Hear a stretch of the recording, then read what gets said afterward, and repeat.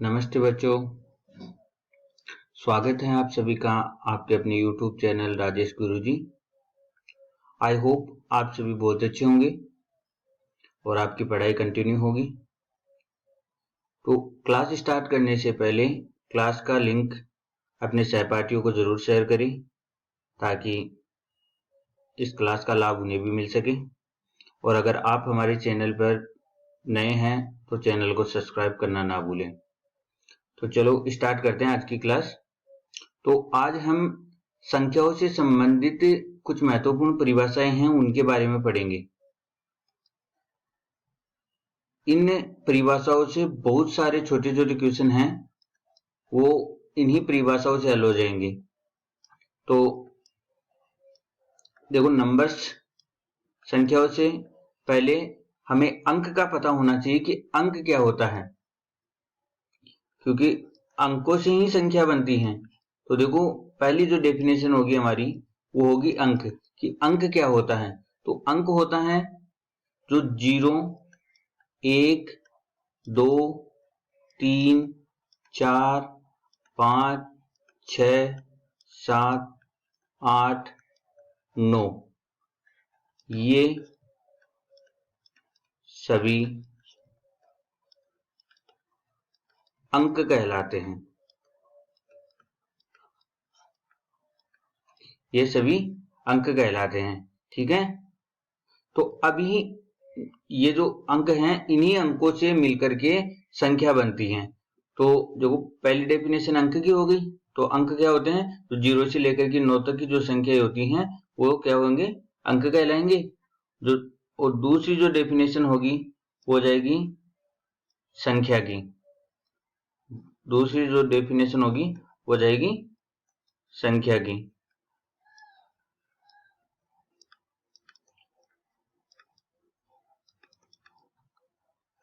तो संख्या क्या होगी, एक या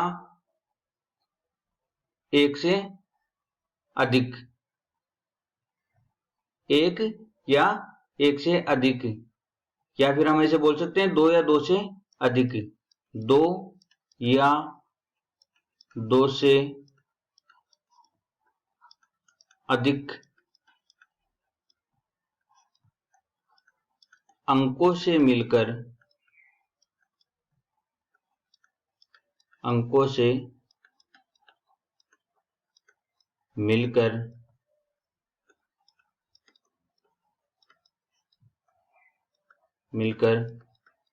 संख्या बनती है।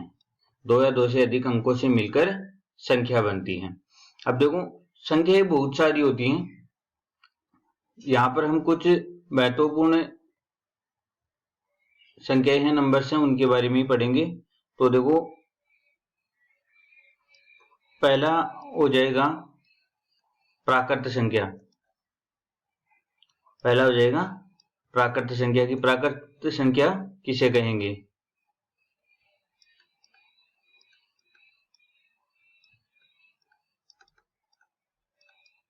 प्राकृत संख्या। तो देखो, प्राकृत संख्या क्या होती है, जिन संख्याओं से हम गिनती की क्रिया कर पाते हैं, यानी कि किसी भी वस्तु को हम गिन पाते हैं। जैसे ये 5 वस्तुएं, 5 दर्जन केले, 10 दर्जन पेन। तो जो गिनती कर पाते हैं, गिनती की जो क्रिया कर पाते हैं, उन्हें हम क्या कहेंगे, प्राकृत संख्या कहेंगे। तो जिन संख्याओं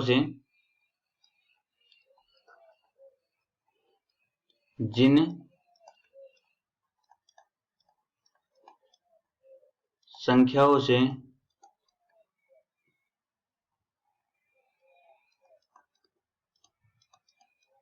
गिनती या गिनने की क्रिया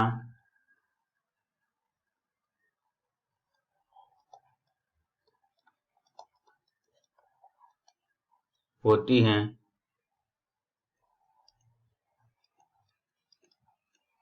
उन्हें ही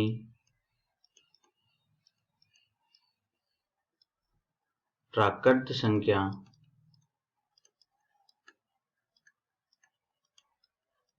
उन्हें ही प्राकृत संख्या कहते हैं।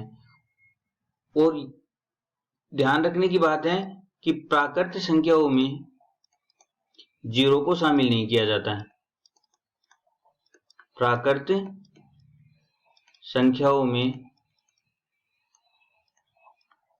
शून्य को शामिल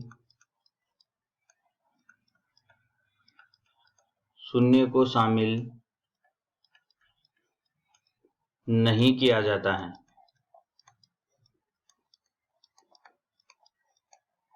शून्य को शामिल नहीं किया जाता है। और प्राकृत संख्याएं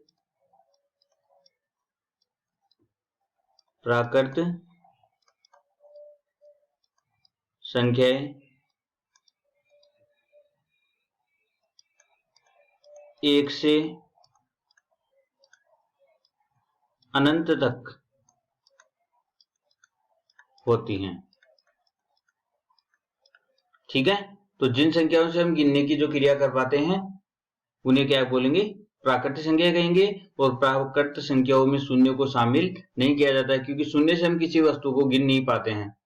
और प्राकृत जो संख्याएं होती हैं वो एक से शुरू होकर के अनंत तक चलती हैं। ठीक है,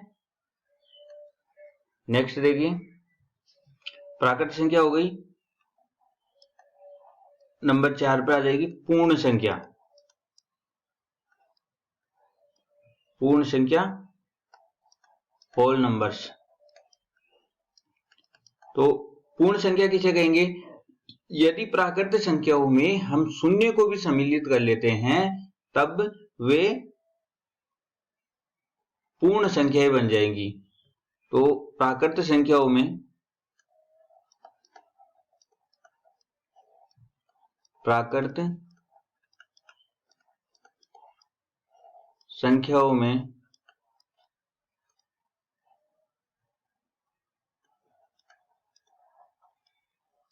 प्राकृत संख्याओं में शून्य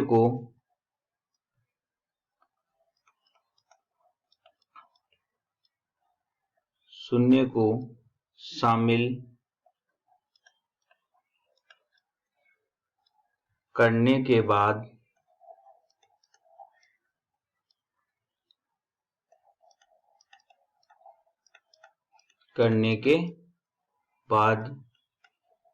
संख्याओं का जो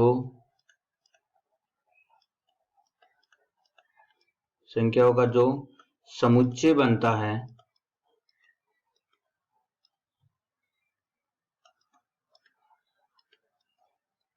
उन्हें ही पूर्ण संख्या कहते हैं। ठीक है, और पूर्ण जो संख्याएं होंगी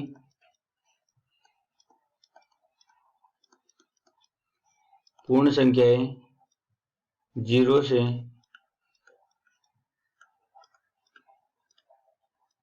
अनंत तक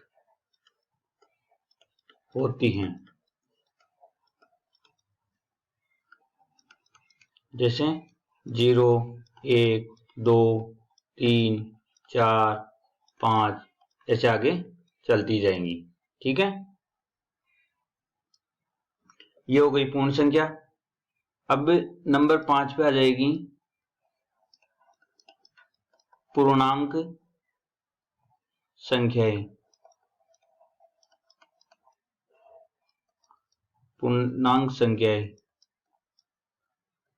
तो देखो, पूर्णांक संख्या कौन सी होगी? जब पूर्ण संख्याओं को धनात्मक यानी कि पॉजिटिव और ऋणात्मक यानी कि नेगेटिव चिन्हों के द्वारा भी दर्शाया जाए तो इनसे बना जो समुच्चय होगा, इनसे बना जो परिवार होगा वो कौन सा होगा? पूर्णांक संख्याएं होंगी। यानी कि पूर्णांक संख्याएं नेगेटिव भी होती हैं, पॉजिटिव भी होती हैं और इसमें जीरो को भी सम्मिलित किया जाता है। तो इसकी जो डेफिनेशन होगी, जब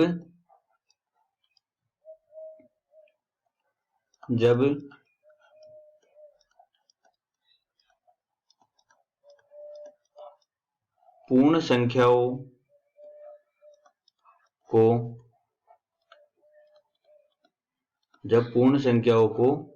धनात्मक व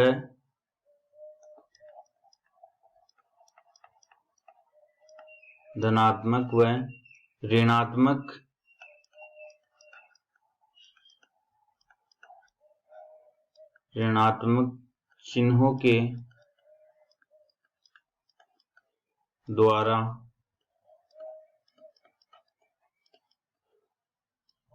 दर्शाया जाता है,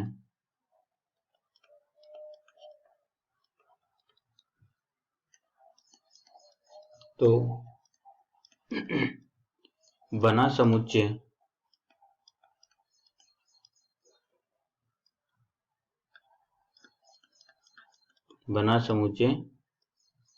पूर्णांक संख्याएं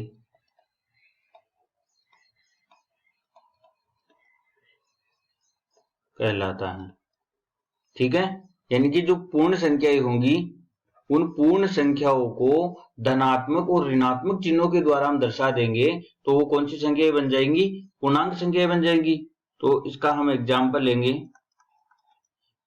एग्जाम्पल में लेंगे -5, -4, -3, -2, -1, 0, 1, 2, 3, 4, तो ऐसे ये चलती जाएंगी। ठीक है, और इधर भी ये चलती जाएंगी, तो ये अनंत होती हैं, ये भी अनंत होती हैं। ठीक है, तो ये हो गई पूर्णांक संख्याएं। तो नेक्स्ट पूर्णांक हो गया। नंबर 6 पर लेते हैं हम भाज्य संख्याएं। अब देखो, ये जो भाज्य संख्याएं होती हैं, इन्हीं भाज्य संख्याओं को यौगिक संख्याएं भी बोलते हैं। इन्हीं को यौगिक संख्याएं भी बोलते हैं और इन्हीं को संयुक्त संख्याएं भी बोलते हैं।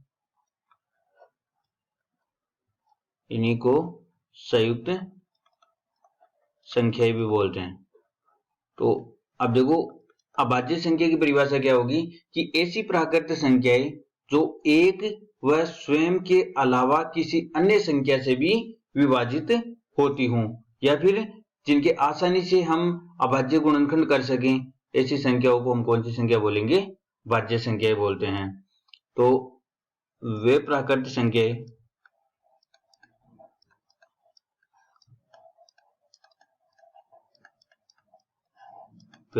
संख्याएं जो एक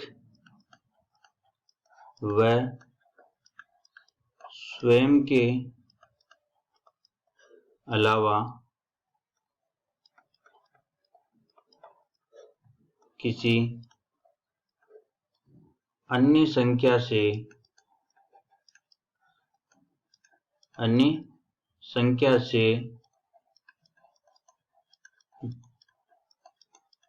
अन्य संख्या से भी विभाजित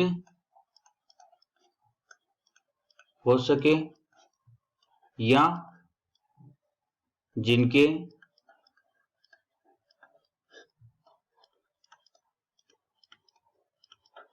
आसानी से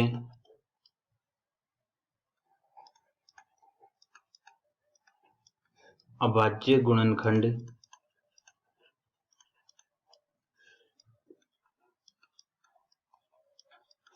किए जा सकें, वे कौन सी संख्या कहलाएंगी? अभाज्य संख्या कहलाएंगी। तो देखो, इसके एग्जाम्पल में 4, 6, 15, 50, 100, तो जिनके अंदर एक के और स्वयं के अलावा किसी अन्य संख्या का भाग जाता हो, उन्हें हम भाज्य संख्या कहेंगे। ठीक है, तो आज के लिए इतना ही, बाकी का देखेंगे हम अगले पार्ट में। तो वीडियो अच्छा लगे तो लाइक, शेयर और सब्सक्राइब करना ना भूलें। Thank you.